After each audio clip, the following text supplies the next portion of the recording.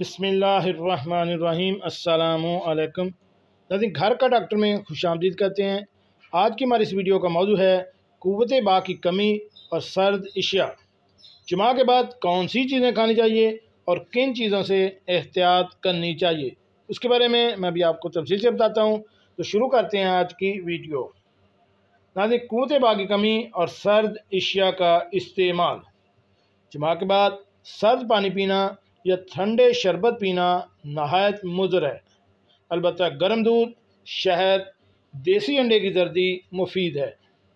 बाद जमा सर्द हवा से बदन को बचाना चाहिए और गर्म पानी से गुस्ल करना चाहिए। मौसम सरमा में खसूसियत के साथ इसकी एहतियात करनी चाहिए। ज़ोफ़े बा के मरीज़ों में इस बात का ज़रूर ख्याल रखना चाहिए कि वो अंदरूनी या बैरूनी तौर पर कोई ऐसी चीज़ इस्तेमाल ना करें जिससे सर्दी ज़्यादा पैदा होने का अंदेशा हो। नींद, इस्तफराग यानी कै करवाना या ज़्यादा कब्ज़ कुशा अद्वियात वगैरह से भी इज्तनाब करना चाहिए।